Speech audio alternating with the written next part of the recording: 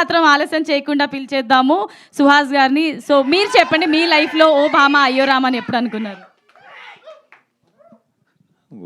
అయ్యో రామని ఎప్పుడు బాధపడలేదండి. ఎందుకంటే అదే మా వైఫ్ చాలా సపోర్టివ్ నాకు. స్ట్రగ్లింగ్ అప్పుడు కూడా అమ్మాయి జాబ్ చేస్తా నాకు డబ్బులు పంపించేది కాబట్టే ఉన్నాను. సో అయ్యో రామని ఎప్పుడు అనుకోలే. అండ్ రామన్నకు కూడా టైటిల్ అంటే లవ్ స్టోరీ కాబట్టి అలా పెట్టాడు, కానీ ఆయనకు కూడా వదిన మంచి సపోర్టు. మాలో చాలా మందికి వైఫ్స్ సపోర్ట్ లేకపోతే మేము ఎప్పుడో ఎగిరిపోయేవాళ్ళం. ఓకే, సో సినిమా గురించి ఫ్యూ వర్డ్స్. నేను మాట్లాడినప్పుడే ఏడుస్తారు. రామన్న వాళ్ళ అబ్బాయి ఏడుస్తుంది. చెప్తానే ఉన్నాను దాని నుంచి, ఏమన్నా సపోర్ట్ చేయకపోతే డబ్బింగ్ చెప్పను లాస్ట్లో అని.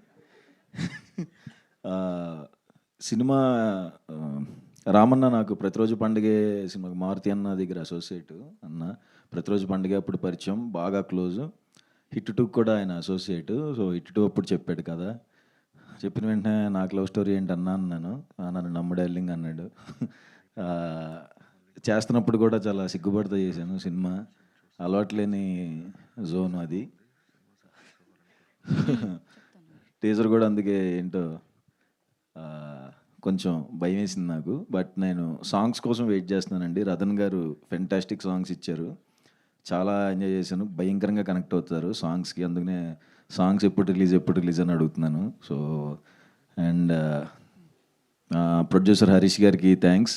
చాలా మంచిగా ఎక్కడా కాంప్రమైజ్ అవ్వకుండా మంచి బడ్జెట్ పెట్టారు. And Brahmakadli sir thank you so much.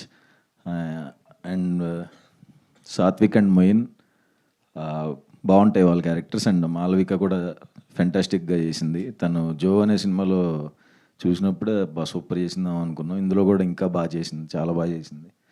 And అంతే, థ్యాంక్ యూ.